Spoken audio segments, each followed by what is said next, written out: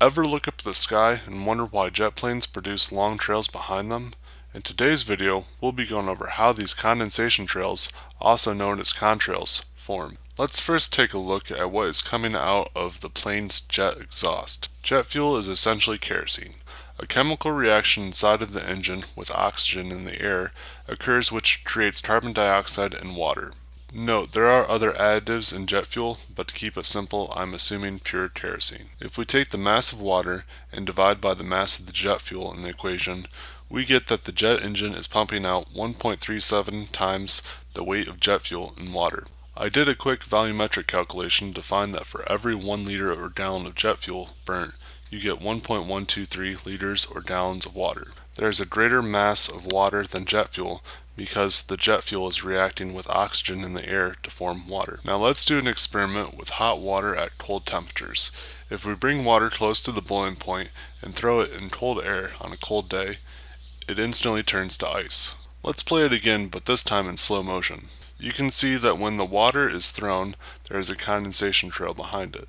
Similarly, when the jet engine is pumping out all that hot water, it is quickly turning to ice. Looking at these videos of aircraft taken on the same day, we see that the lower flying aircraft does not have the trails, but the aircraft that is higher in elevation does. This must be because when you go higher in elevation, it gets colder.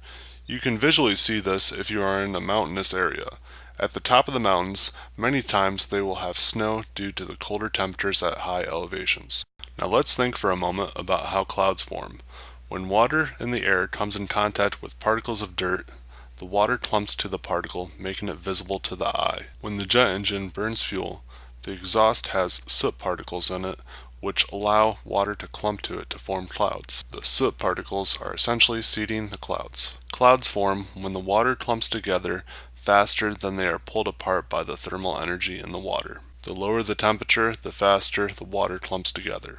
The temperature, the altitude, and the humidity of the atmosphere cause the variations in the duration, thickness, and extent of the contrail. That concludes this video. Thank you for watching.